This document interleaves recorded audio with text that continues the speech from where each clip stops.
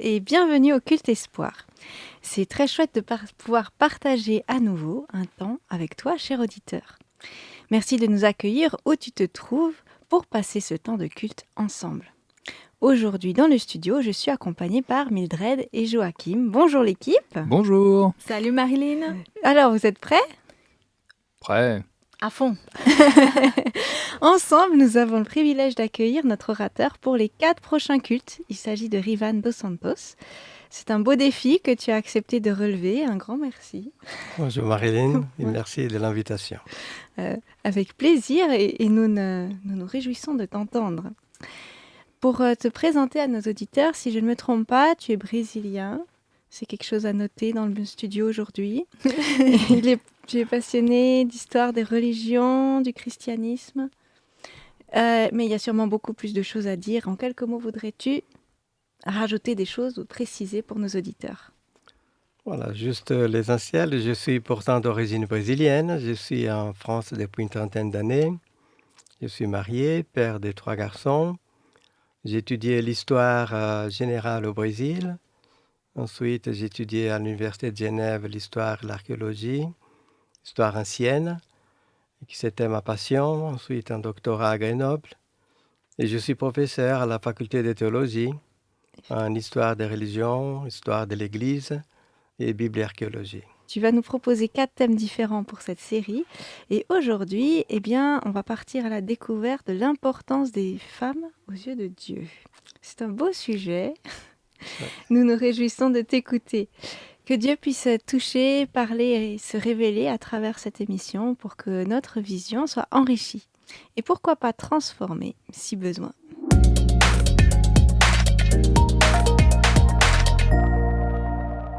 Pour la chronique de cette semaine, je me suis rappelé un article de journal que j'ai pu lire en période de Noël qui parlait d'une histoire triste, mais qui finit quand même bien. Je plante le décor. Lausanne, le 23 décembre, la veille du réveillon de Noël. La ville était illuminée par ces lumières scintillantes de fête. Les passants, finissant leur dernier achat, étaient en chemin pour préparer la veillée et un bon repas. On pouvait deviner de la joie et une certaine euphorie sur le visage de ces badauds. Mais voilà, en cette période festive, tout le monde n'a pas le cœur en paix. Malheureusement, à la période des fêtes de fin d'année, trop de personnes dépriment. La tristesse les envahit, la fête devient corvée ou les renvoie à leur solitude. Parmi eux, un homme d'une 60aine d'années, ayant 6 enfants, était fortement alcoolisé. Il broyait du noir et a décidé de se rendre en transport public sur un pont de la ville de Lausanne afin d'y commettre un acte désespéré. Oh là là. C'était sans compter sur un miracle. Notre homme était monté dans le mauvais bus et avait débarqué sur un pont pas moins haut, mais où étaient postés des sauveteurs du collectif Feu de la Solidarité qui exerçait à cet endroit. Cette organisation existe depuis plus de 40 ans. Les bénévoles se positionnent sur le pont Bessières durant les périodes de fête et se relaient jour et nuit pour accueillir des personnes désespérées. Malheureusement, il est fréquent qu'à cet endroit, des hommes et des femmes tentent de mettre fin à leur vie. Oui, ça arrive malheureusement beaucoup trop souvent.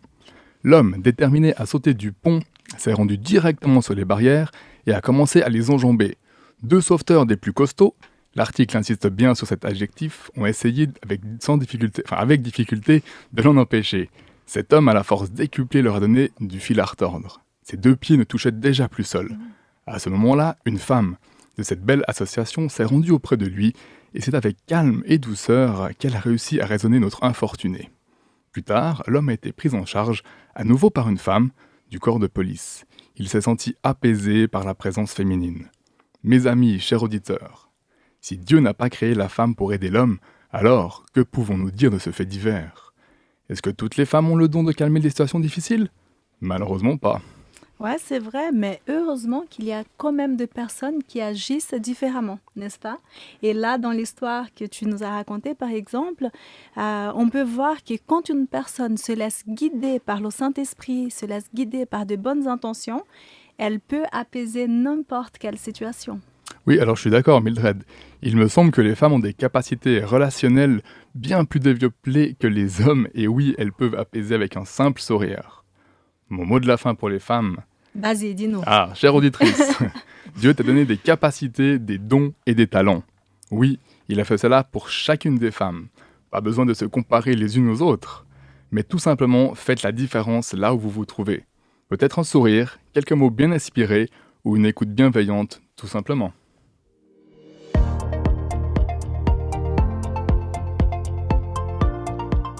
Que dit la Bible sur les femmes? Dans la Bible, nous trouvons plusieurs récits sur différentes femmes. Nous pouvons nous inspirer de quelques exemples et il vaut mieux passer très loin de quelques autres. Aujourd'hui, je partage avec toi, cher auditeur, le texte qui se trouve dans Proverbe 31, verset 30. Le charme est trompeur, la beauté ne dure pas. La femme qui respecte le Seigneur, elle seule, est digne de louange. La femme que Dieu approuve est celle qui s'inquiète d'avoir un bon caractère, celle qui fait des efforts pour aimer Dieu et son prochain. Vous savez, la personne honnête, correcte, gentille, celle que tout le monde rêve d'être. Je pense qu'on a tous déjà entendu parler de l'importance de prendre soin et de chercher à nourrir ce qui est essentiel. Bien choisir ce qui prendra de la place dans nos cœurs et nos cerveaux. Faire attention à notre façon de parler aux autres, plus que de notre apparence. Tout ça est vrai. Attends, cela ne veut pas dire qu'il faut se laisser aller et ne pas prendre soin de son apparence. Non, ce n'est pas ça. Concentrons-nous sur l'essentiel et soyons belles à l'intérieur et à l'extérieur. Respectons Dieu et nous serons approuvés par lui et les personnes qui nous entourent pourront tout simplement bénéficier du parfum qui exhale nos personnes.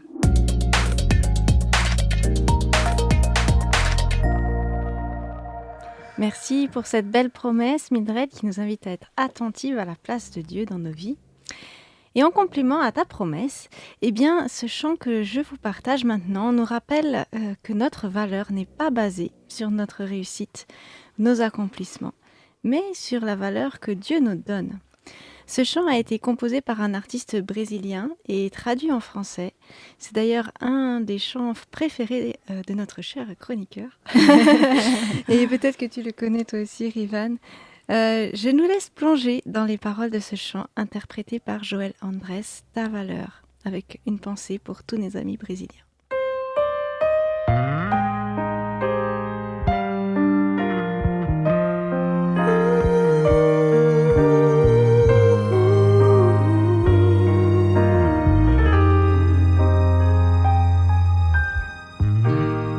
Au fond de toi, je ne peux regarder. Je peux seulement essayer d'imaginer la richesse qui existe au fond de ton cœur. L'or et l'argent peuvent faire briller mes yeux, mais te regarder me pousse à adorer Dieu. Ton âme est un vrai trésor qui jamais ne se ternira. Le péché ne pourra jamais effacer l'image que Jésus sur ton cœur a gravée. Ce que tu as fait ou n'a pas réussi n'y peuvent rien changer. C'est Dieu qui t'a choisi. Ce qui fait de toi une personne de valeur n'est ni ce que tu as ou ce que tu sais faire. Voilà l'amour de Dieu pour toi, quel mystère. Tu es un miroir qui reflète l'image du Seigneur. Et si les gens ne te remarquent pas encore, le plus important est que Dieu reconnaisse ta valeur. Tu es inestimable, plus précieux que tout l'or et l'argent de la terre. Si tu as abandonné, Dieu n'abandonne jamais. Il est près de toi pour te relever. Si le monde te faisait tomber,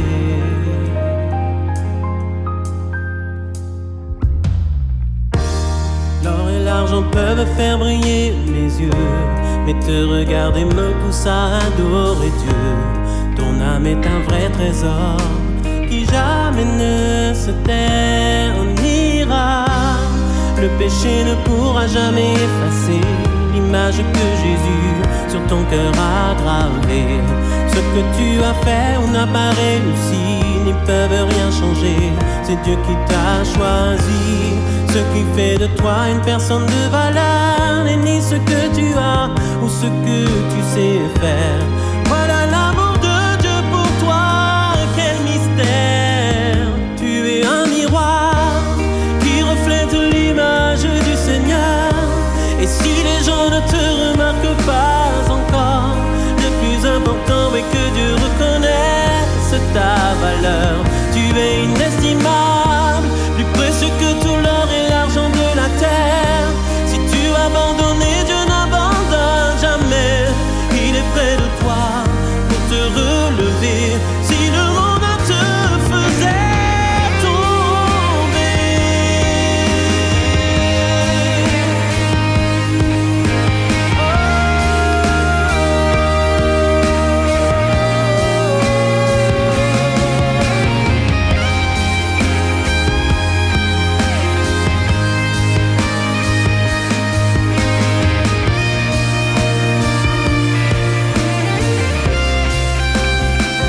você é o espelho que reflete a imagem do Senhor. Não chore se o mundo ainda não notou. Já é o bastante de reconhecer o seu valor. Você é precioso, mais raro que o ouro puro de Ofir. Se você desistir, Deus não vai desistir. Ela está aqui pra te levantar. Se o mundo te fizer cair, tu es un miroir qui reflète l'image du Seigneur. Et si les gens ne te remarquent pas encore, le plus important est que Dieu reconnaisse ta valeur. Tu es inestimable, plus précieux que tout l'or et l'argent de la terre. Si tu vas abandonner, Dieu n'abandonne jamais. Il est près de toi pour te relever. Si le monde te faisait tomber.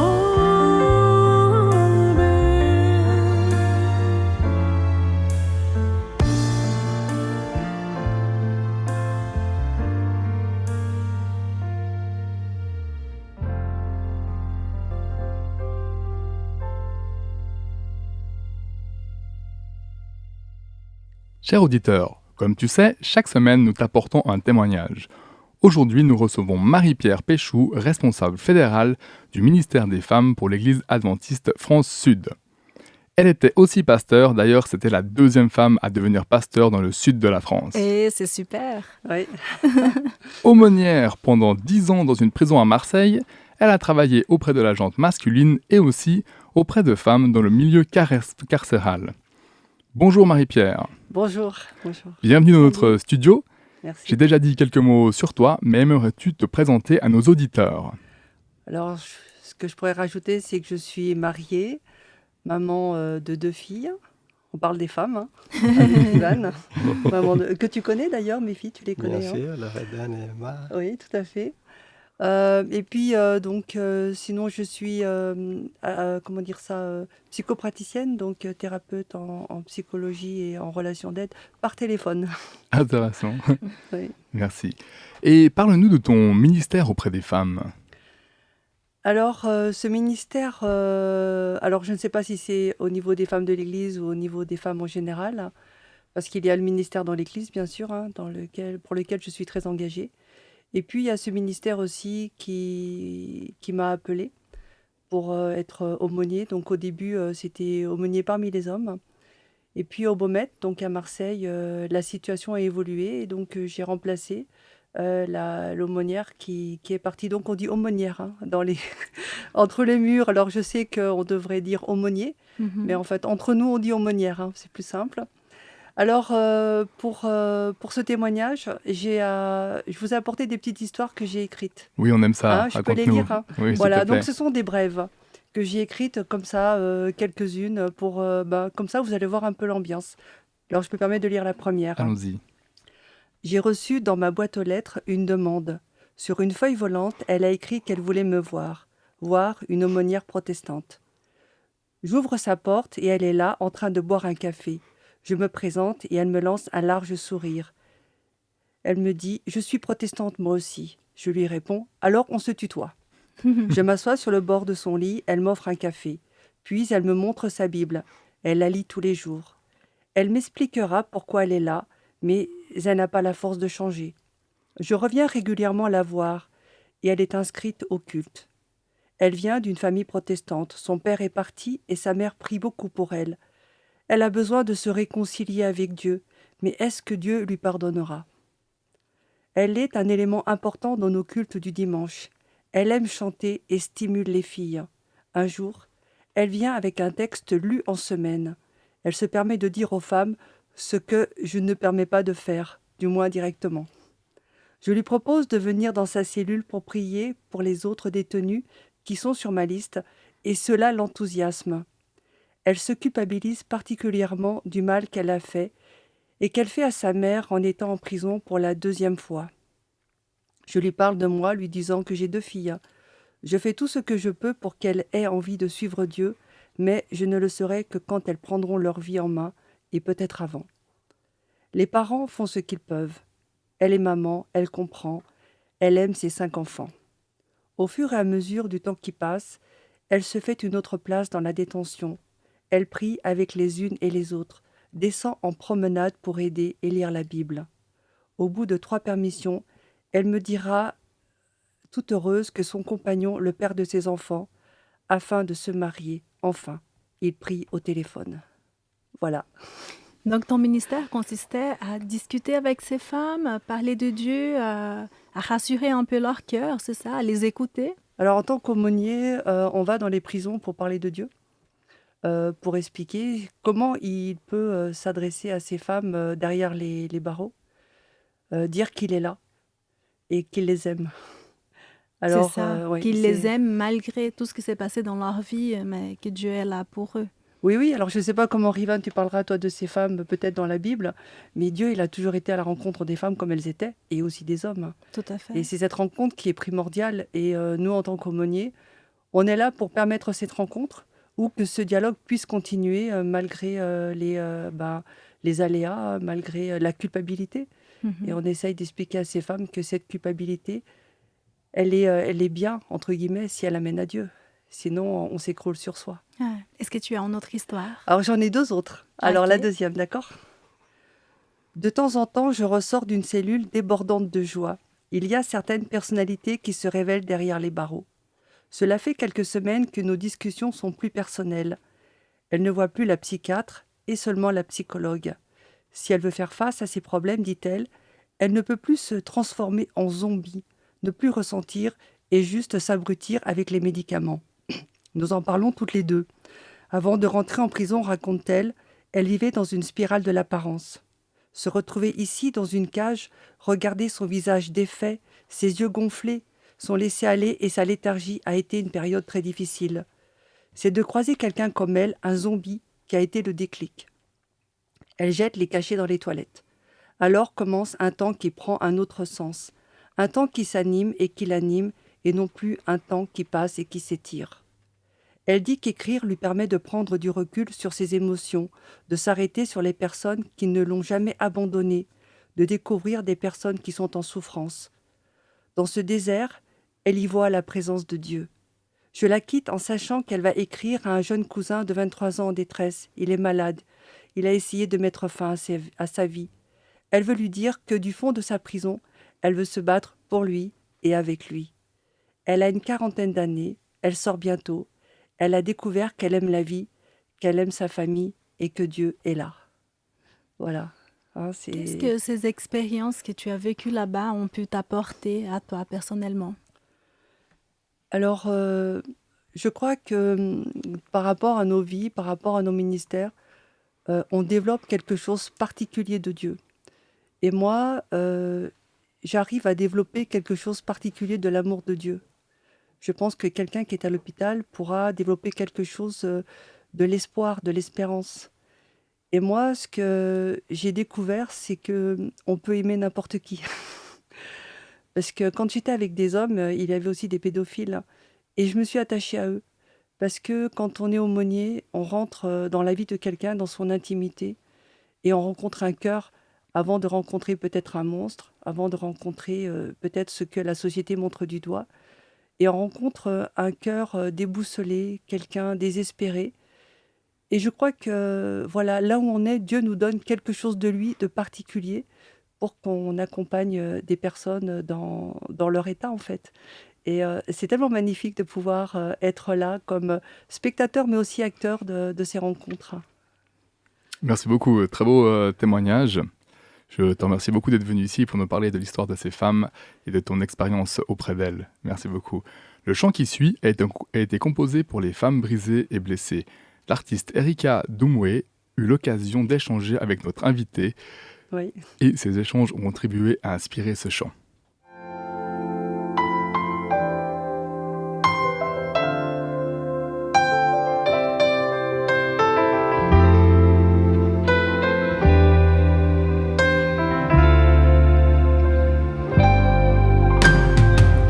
Conçu par la main du potier, une pièce unique il a façonnée. De main en main ensuite je suis passée, ébréchée, brisée, abandonnée, mais sans en perdre un morceau. Le potier m'a ramassée, à la fin il a collé. Chaque éclat m'a rendu beau. Racheté, il m'a restauré. Révélé, il m'a transformé. Racheté, il m'a restauré. Révélé, il m'a transformé. Et élevé, il m'a relevé. Ma vie est-elle un vase brisé, souillé, bafoué par des étrangers? Mon corps, mon âme, je veux te confier, que plus rien ne puisse rester caché, car toi seul peux effacer toute honte passée, et on ne peut plus trouver quelqu'un pour me condamner. Racheté, tu m'as restauré. Révélé, tu m'as transformé. Racheté, tu m'as restauré. Révélé,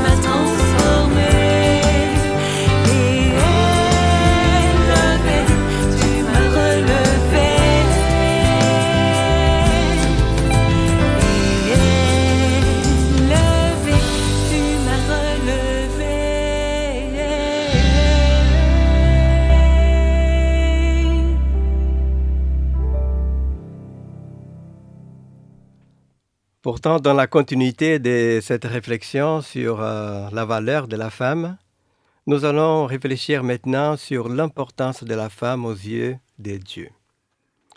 Bien sûr, ça nous paraît évident de dire cela. Tout a une valeur aux yeux de Dieu. C'est lui le créateur. L'homme, la femme, les enfants, les vieillards, même les animaux, même les plantes. Tout a une valeur. Alors pourquoi réfléchir sur cela? Quand on pense à la société où nous vivons quand même en Occident, même en Europe, même aux États-Unis, la femme n'a pas la même place que l'homme. Et je ne dis pas simplement ce n'est pas nécessaire qu'une femme fasse certains travaux, même physiquement, c'est plus approprié pour un homme. Même on discute les questions des salaires déjà. Lorsqu'on fait une femme fait le même travail qu'un homme, même en Suisse, en France, des fois, elle ne gagne pas la même chose. Ah ouais, son salaire est inférieur. Voilà, il y a quelque chose là derrière. C'est comme si elle n'avait pas la même valeur. Et l'Église aussi, depuis 2000 ans. La femme n'est pas pasteur, la femme n'est pas prêtre, prêtresse. On peut dire oui, mais Dieu n'a pas choisi dans l'Ancien Testament des femmes à côté d'Aaron, c'est vrai. Jésus n'a pas choisi des femmes pour être apôtres, c'est vrai. Mais est-ce que c'est la mentalité de Dieu ou c'est parce que les gens n'acceptaient pas et Dieu, pour ne pas blesser, pour ne pas créer la confusion, N'est pas choqué la culture de l'époque. Exactement. Il y a certains pays que j'ai connus, que je ne vais pas citer, où nous étions avec des étudiantes en théologie. Et dans notre église, elles n'ont pas pu prêcher à l'intérieur de l'église. Elle est allée pour faire des conférences, et heureusement que c'était des pays chauds. On a mis les chaises à l'extérieur pour qu'elles puissent parler. Au moment de manger, les hommes étaient assis, les femmes qui attendaient debout pour manger après. Alors, dans notre milieu déjà, ça existe. Alors, cette réflexion, elle est double. C'est pour vous, les femmes, pour que vous soyez conscientes d'une valeur. Mais c'est magnifique. C'est beaucoup plus beau que nous ne pouvons imaginer. Vous allez voir, c'est par les textes. Et vous allez voir comment Dieu vous a imaginé, vous a pensé. C'est vraiment quelque chose de très, très beau. Ah, on a hâte. Vas-y, montre-nous. Et pour nous, les hommes, c'est pour traiter le mieux possible la femme, parce qu'on va voir que Dieu compare la femme comme son Église, et que l'homme doit aimer et traiter la femme comme Jésus traite son Église.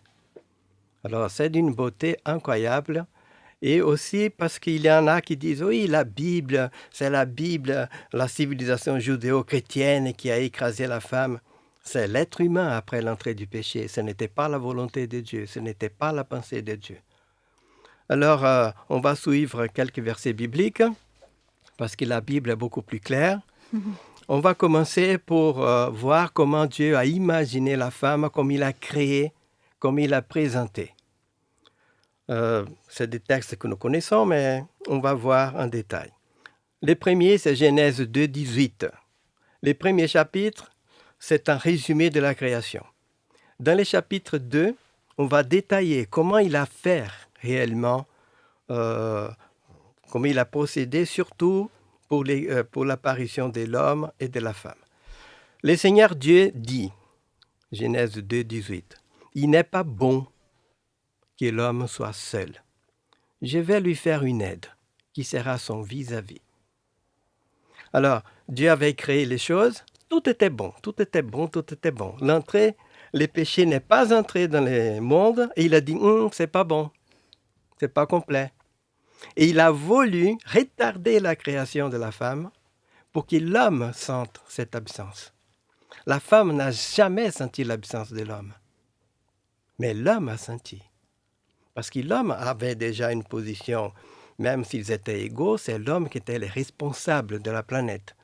D'ailleurs, quand les deux ont péché, c'est à cause de l'homme que le péché est entré dans la planète et pas à cause de la femme. C'est ça, la faute Et n'est ni pas à cause tombée. de deux.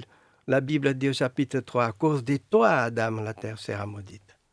Parce que c'est toi le responsable. Si tu ne mangeais pas, le péché n'allait pas entrer.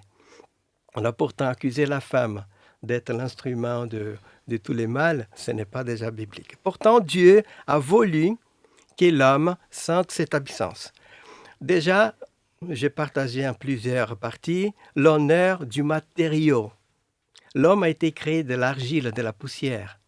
La femme a été créée de l'os de l'homme. C'est déjà plus noble. On peut penser que c'est juste une rigolade, mais c'est quelque chose que nous devons penser. Hein? Je vais laisser les versets pour les auditeurs après, ceux qui ne sont pas très familiarisés. Consultez la Bible, Genèse 2, 7 et 19. Le Seigneur modéla l'homme avec la poussière prise du sol. Il en souffla dans ses narines les souffles de vie. Il a fait la même chose avec les bêtes et les oiseaux. Il a créé l'homme, déjà, à l'extérieur du jardin. Okay? Ça, c'est très important. L'homme a été créé à l'extérieur. Après, Dieu va prendre Genèse 2, 21-22, une côte de l'homme et va créer la femme. Mais avant, la Bible nous dit, Genèse 2, 7 à 12, que Dieu planta un jardin, imaginez-vous, la beauté de ce jardin. Ah, il devait être magnifique. Que la Bible appelle jardin de Dieu, c'est le seul morceau géographique qui n'appartenait pas à l'homme. Jardin de Dieu, au Éden, au paradis, c'était à Dieu. La Bible dit, le Seigneur Dieu planta un jardin en Éden, à l'Orient, et y plaça l'homme qu'il avait formé. Vous voyez, il a formé à l'extérieur, il va placer l'homme à l'intérieur. Il a fait pousser du sol toutes sortes d'arbres, d'aspects agréables, des fruits délicieux. Imaginez. Dans ces pays, on trouve de l'or de qualité, de la résine, du parfumé et pierres précieuses que la Bible décrit. Pourtant, la Bible va décrire les jardins avec des fruits, des fleurs, parfums, pierres précieuses. Tout ce que les femmes aiment. Il était sensible à cela. Hein, c'est intéressant. Dans la nature, c'est plus les femmes qui aiment des bouquets de fleurs, des parfums, des bijoux que les hommes. Et il y a quelque chose déjà, une explication biblique. Elle n'est pas encore là. Il est en train de préparer la venue de la femme. OK? Et la Bible dit, Genèse 2, 22, le Seigneur va former la femme à l'intérieur du jardin. C'est drôle, ça. Pourtant, lorsque l'homme vient au monde, il ne voit pas grand-chose parce que la Bible dit que les choses n'avaient pas encore poussé. Mais lorsque la femme vient au monde, elle voit déjà un être humain avec un grand sourire. Elle sent des parfums, elle voit l'or, les bijoux, elle voit toute cette beauté, ces fruits. Et Dieu a voulu que l'homme sente cette absence, qui même Dieu ne peut remplacer. L'homme avait tous les animaux, avait toute cette beauté. Il ne savait même pas qu'est-ce que c'était le péché ou l'absence d'une personne. Dieu était là, les anges, et Dieu a mis un petit programme dans son cerveau. Tu ne pourras pas être heureux s'il n'y a pas une femme là. Je veux cela. Et c'est lorsque la femme apparaît qu'il a dit « Ah, maintenant, oui, c'est complet. » Il se sentait complet. C'est beau. Alors, on va rapidement à cause du temps. L'objectif, la femme a été créée pour être une aide pour l'homme. Et des fois, nous disons « Waouh, ils étaient égaux, mais c'était l'homme qui était le responsable de la planète devant Dieu. » Mais c'est le même rôle, la femme a le même rôle de Jésus quand il était sur la terre. Qu'est-ce qu'il dit? Déjà, il dit, moi et les pères, nous sommes un. Et pourtant, il avait sa volonté. Je ne fais pas ma volonté, je fais celle du Père, parce que c'est meilleur. Hein? Et la Bible dit, les deux vont devenir une seule chair. Genèse 2, 24. Chacun a sa personnalité, mais pour un projet commun. Et qu'est-ce que la Bible dit? En Luc 22, 4, 27, je vais résumer. Les disciples discutaient qui étaient les plus grands, les plus importants. Parce qu'ils pensaient que Jésus serait roi, qui va prendre les meilleures places. Et Jésus dit, hey, arrêtez, ça c'est les êtres humains qui pensent comme ça. Parmi vous, les plus grands va servir. Celui qui est plus grand, plus intelligent, plus fort, va servir l'autre. Alors ça veut dire qu'il servir. Si la femme a été faite pour servir l'homme, dans la tête de Dieu, elle est peut-être plus forte.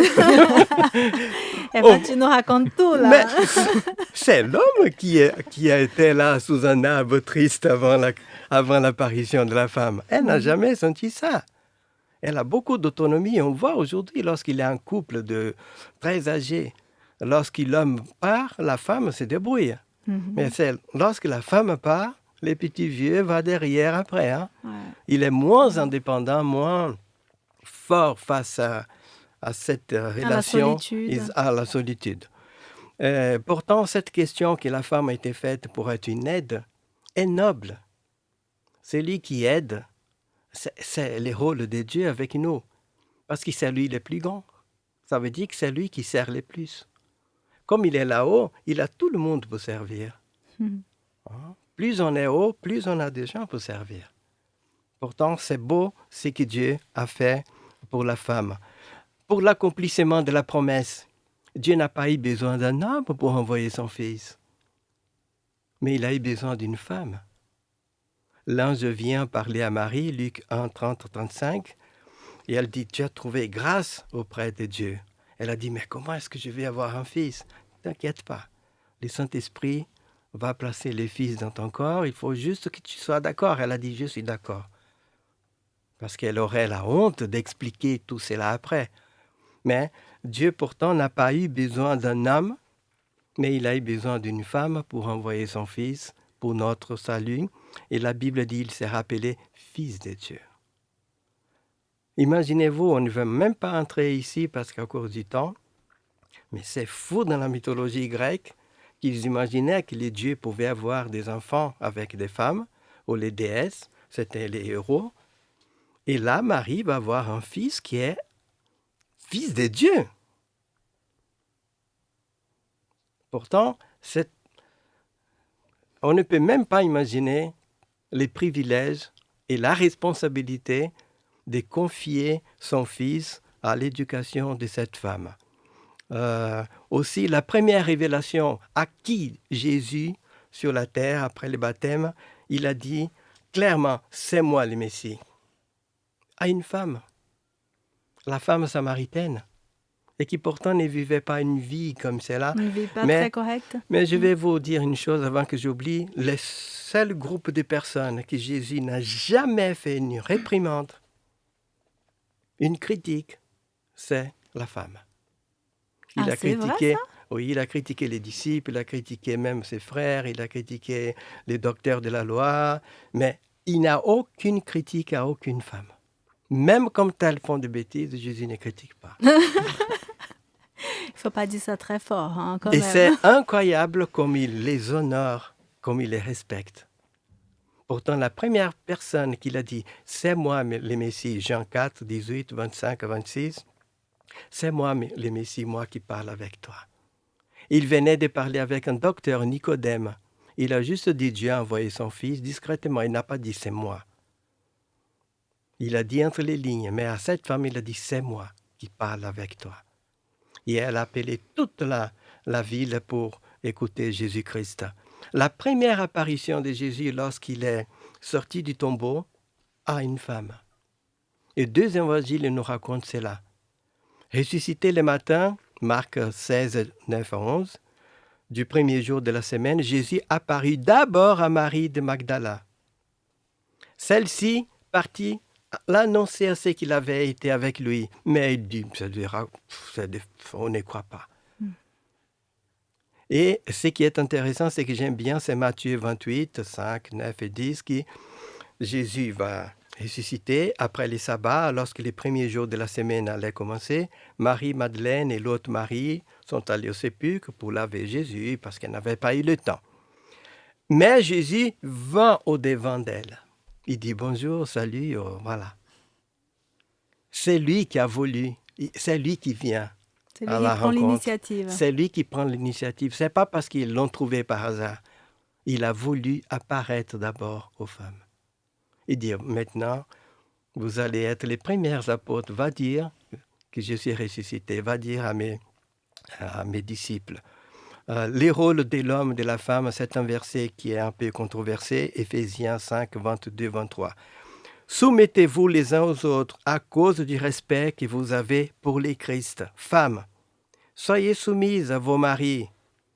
Comme, c'est ça les termes. Les termes soumises, c'est pas quoi, c'est il y a 2000 ans. Il faut être intelligent pour savoir que c'est pas la soumission. Voilà. La Bible est en train d'expliquer comme vous l'êtes au Seigneur. Est-ce que c'est une humiliation que moi, Rivan, toi, Mildred, tu sois soumise à Jésus-Christ? Non, pas Non. du tout. C'est même notre plaisir. C'est Parce un qu'il grand sait plus que honneur. nous. Il nous valorise déjà tellement qu'il a donné sa vie pour nous. Mais voilà. Car les maris et les chefs de sa femme, nous sommes à l'époque, les Romains, même les femmes romaines, grecques, ne sortaient pas au marché toutes seules comme ça.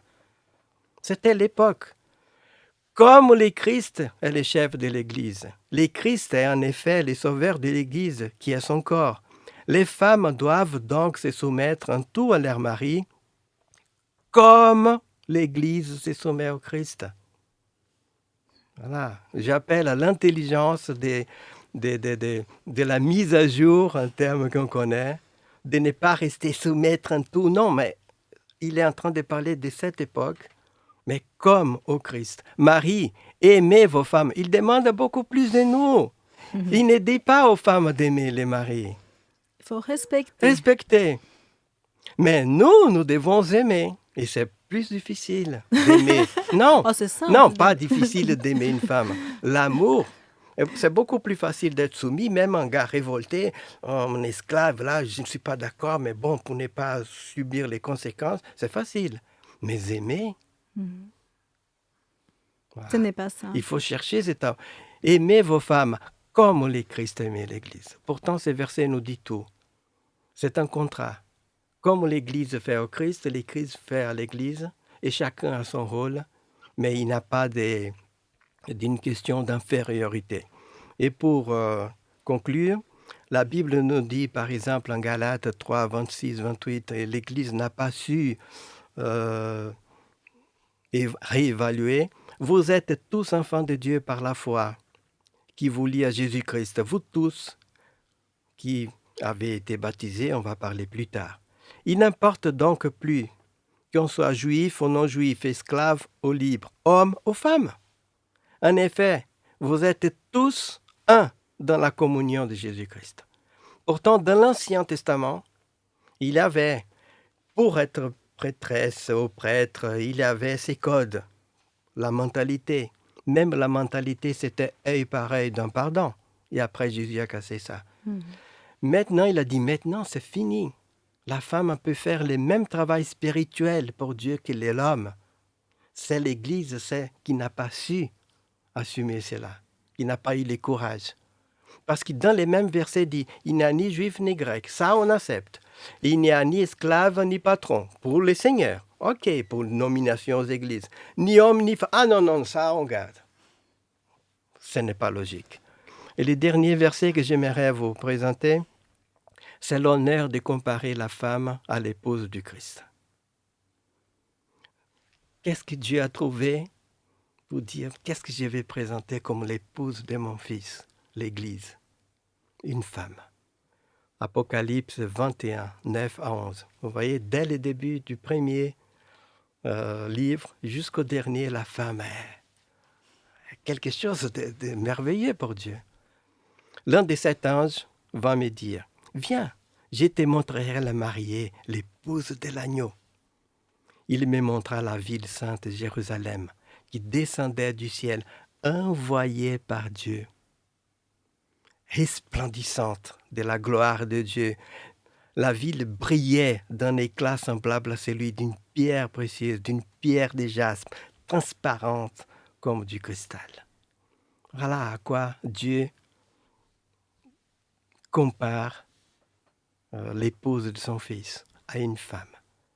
Pourtant, il faut que nous soyons conscients que c'est l'entrée du péché, que c'est les hommes, parce qu'à partir de l'entrée du péché, c'est l'homme qui va travailler. Il a plus de muscles. La femme est plus résistante face aux maladies. C'est déjà prouvé, parce qu'elles vont être mamans et normalement, les filles, les bébés filles sont plus résistantes aux maladies que les garçons, par exemple. C'est pour ça qu'il y a toujours un peu plus de femmes que d'hommes, même dans des pays qui n'ont pas de guerre. Mais physiquement, pour des muscles, nous avons plus, parce que nous avons été adaptés pour le travail comme Dieu a fait. Et comme l'homme allait travailler et gagner les pains, la femme allait être maintenant soumise à l'homme, parce qu'elle ne pouvait pas faire cela. Et à partir de là, ça a commencé la domination. mais ça n'a jamais été la pensée de Dieu. Et j'aimerais garder cette image qui, même en tant qu'homme, et j'essaye d'éduquer tous autour de moi et mes garçons aussi. Quelle beauté quand Dieu a imaginé. Je vais faire de sorte que l'homme sans une femme ne soit pas complet. Même moi, je ne peux pas couvrir cela. Et qu'il a créé la femme dans les jardins, avec toute cette beauté autour. C'est quand même très romantique. Hein? C'est très romantique. Il a créé l'homme à l'extérieur. Grossier, pas de problème. Tu as déjà les chefs, ça va. Mais la femme, avec toute cette beauté. Et je pense qu'à partir de là, nous devrions faire le possible pour traiter la femme avec beaucoup plus de respect, nous les hommes. Parce que normalement, nous sommes plus grands physiquement, nous avons une voix, un physique. Et même si on n'a pas besoin d'agresser, bien sûr, mais le fait de parler déjà un peu avec force comme ça fait peur à la femme.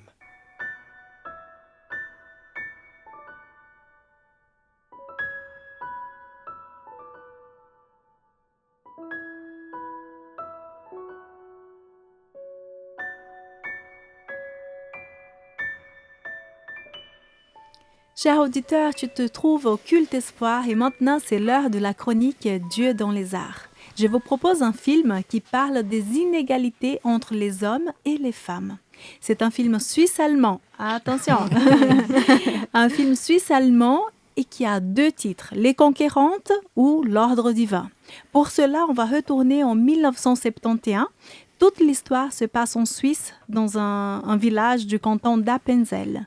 À cette époque-là, les femmes n'avaient clairement pas les mêmes droits que les hommes et leurs occupations consistaient à se concentrer sur la gestion de leur foyer. En gros, elles devaient faire le ménage, le repassage, préparer les repas, prendre soin de leur famille et bien sûr, être disponibles aux désirs de leur conjoint. Nora, le personnage principal de ce film, souhaite un emploi rémunéré. Mais son époux n'est pas d'accord. Et selon le droit suisse de cette époque, une femme devait avoir l'autorisation de son mari pour travailler. Dans la loi, dans ces villages paisibles, une révolution se met en route. Plusieurs femmes se mobilisent pour un changement de la loi et cela va entraîner de modifications dans le quotidien de différents foyers. Les femmes ont fait preuve de courage et d'audace. Je ne recommande pas ce film aux enfants et je vous dis, regardez et retenez ce qui est bon. On fait tourner la bande-annonce. En 1971, le monde bougeait. Mais ici, chez nous, c'était comme si le temps s'était arrêté. Nous luttons pour la libération de la femme. Je ne me sens pas prisonnière. Ah, c'est à cause des femmes comme vous qu'on n'avance pas. T'en penserais quoi de l'idée que je retravaille? Quoi, ça compte plus que ta famille maintenant? Tu ne peux pas travailler sans mon autorisation. C'est écrit dans la loi. Se mêler de politique quand on est une femme, c'est se dresser contre l'ordre divin. Je regrette. Mais je suis pour le suffrage féminin. Je suis ravie de voir que votre opinion n'est partagée par personne ici. Je suis avec toi. Avec moi? Oui, pour la lutte. En Italie, quand on veut quelque chose, on se met en grève.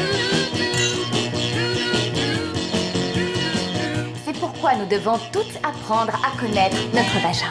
The eye of God. Qu'est-ce qu'elle a dit? Oh, un truc blasphématoire, j'ai l'impression.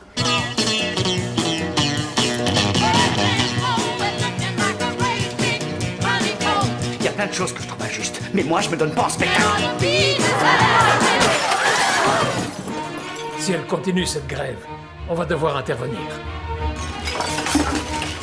Fini les conneries. Debout, tu rentres. Ce sont les hommes qui font les lois. Seulement ces lois concernent tout le monde, pas uniquement les hommes. C'est une injustice sur laquelle on ne peut plus fermer les yeux.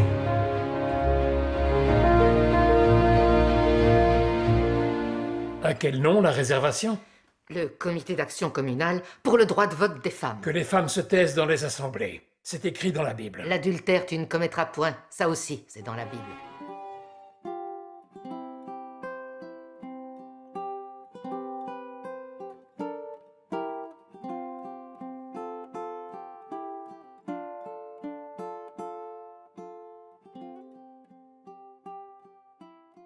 Alors Ivan, c'est la première fois que tu viens dans cette émission du Culte Espoir. nous avons une chronique toute spéciale réservée à l'invité du jour. C'est Questions et vérité. Tu as peur? Un peu. Si tu es d'accord, pour mieux te connaître, j'aimerais te poser quelques questions en rapport avec le thème du culte ou même d'autres sujets concernant ta vie chrétienne. Ok. Questions auxquelles tu pourras me répondre en quelques mots ou plus. Alors dis-moi, quel est ton personnage biblique féminin qui t'inspire le plus? Marie. Marie, parce elle était très jeune. Selon la tradition, elle devait avoir 14-15 ans. Aussitôt que la femme, une fillette devenait femme, qui pouvait avoir un enfant, on la mariait pour qu'il n'ait pas les dangers de tomber enceinte d'une autre personne. Elle était promise à Joseph. Et pourtant, elle accepte cette charge, cette honte dans un village, un tout petit. Déjà aux années 60, 70, quand j'étais petit, une fille qui tombait enceinte, on disait elle est perdue. Imaginez-vous, il a 2000 ans. Elle C'est savait la encore pire. honte et personne n'allait croire à son histoire. Mhm. Et pourtant, elle a accepté et elle a été courageuse et elle a accompli très très bien sa mission. Elle a bien éduqué Jésus et voilà. C'est ton personnage préféré? J'aime beaucoup. Ah, Elle est ok. courageuse, Marie. Est-ce qu'il y a une femme qui a particulièrement marqué ta vie chrétienne? Oui, ma mère, parce que ma mère, c'est une femme qui, avant d'être adventiste, avant ma naissance, 2 ans, elle était catholique. Et les catholiques sont très sérieux, sont très respectueux de l'Église, des pasteurs. Et elle m'a toujours éduqué dans cette mentalité de respecter l'Église, respecter les pasteurs. Et aujourd'hui, je forme de pasteurs.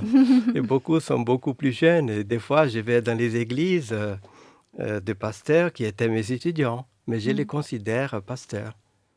Et voilà, ça, c'est respect pour l'Église et pour les personnes, pour Dieu, bien évidemment. Ma mère Elle te les a bien m'a inculqués. bien inculqué. Ok. Mon père a donné un bon exemple, mais c'est ma mère qui ne travaillait pas, heureusement, à l'époque. J'étais très content. Elle avait tout le temps pour nous éduquer et elle m'a beaucoup marqué positivement. Ah, super. Quelles sont les qualités spirituelles que tu préfères chez les femmes? C'est la sensibilité de voir les choses différemment de nous, les hommes. Et ce que je constate dans la femme, qu'elles ont une sensibilité, mais sont beaucoup plus... je ne sais pas si c'est parce que je suis sensible, mais elles arrivent à prendre des positions beaucoup plus tranchées que nous, les hommes. Quand il faut prendre une position, elles prennent. Nous, des fois, nous avons trop de miséricorde, je ne sais pas quoi, mais la femme dit non, maintenant, c'est fini avec ça, cette personne, il faut y aller, on y va. J'aime beaucoup parce vous êtes très sensible, mais en même temps, vous savez trancher.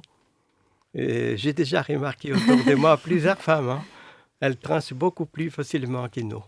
Bah, Et ça équilibre. Au moins, ma femme m'a beaucoup équilibré parce que... Attends, il faut Voilà. que ta femme écoute bien à ce moment. Vas-y, vas-y.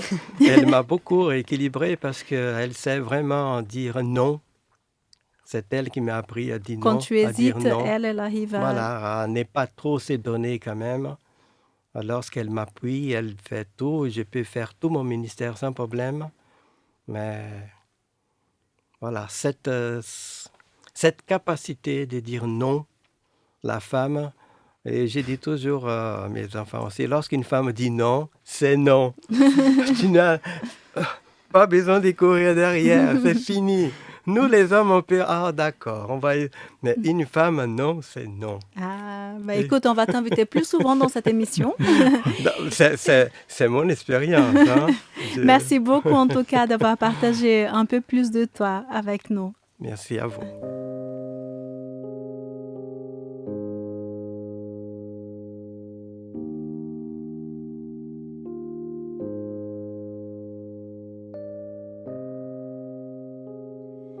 Et pour continuer, est-ce que tu pourrais prier avec nous pour les femmes et pour ce que Avec tu t'inspireras?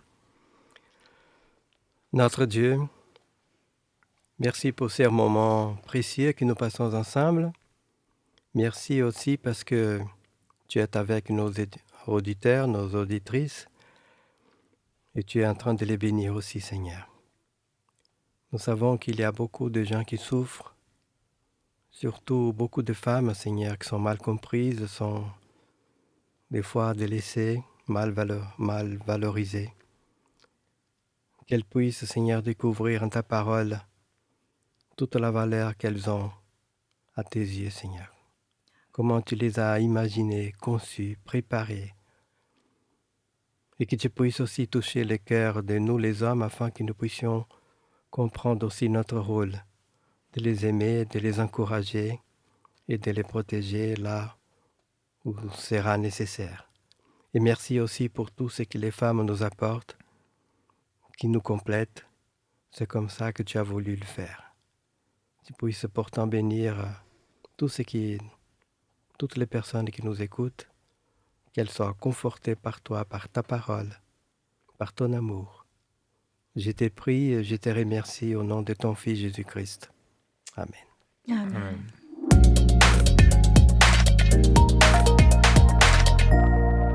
Nous voilà dans la chronique Action. Aujourd'hui, nous avons vu que la femme occupe une place très spéciale et importante dans le plan de Dieu. On pourrait constater que malheureusement, toutes les femmes ne reçoivent pas le respect, l'amour, l'admiration et la gratitude qu'elles devraient recevoir. La femme a été créée pour être l'aide de l'homme. Tout le monde sait que quand une femme est heureuse, quand elle se sent valorisée, aimée, épanouie, tout fonctionne beaucoup mieux. Et oui, tout de suite, on est de bonne humeur, on entretient une bonne estime de soi, le moral est bon et on est prête à surmonter tous les obstacles qui se dressent sur nos routes. Alors, quel sera le défi pour cette semaine ? Tout simple. Je te propose, chers auditeurs et aussi chers chroniqueurs, de dire aux femmes de vos vies qu'elles sont importantes pour Dieu et aussi pour vous. Faites de compliments et rassurez vos épouses, vos mamans, vos sœurs, vos filles, enfin, toutes les femmes qui vous entourent. Ok, d'accord.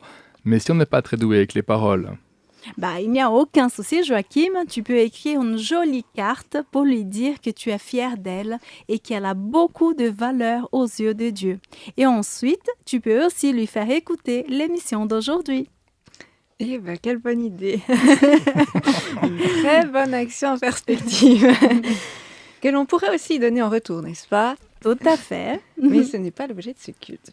Alors, c'est sur cette note d'attention que se termine notre culte d'aujourd'hui. Merci Rivan pour Merci ce à message vous. qui nous invite à revisiter nos regards sur nous-mêmes, sur les femmes, et peut-être et continuer à voir en chacun l'importance que Dieu lui donne.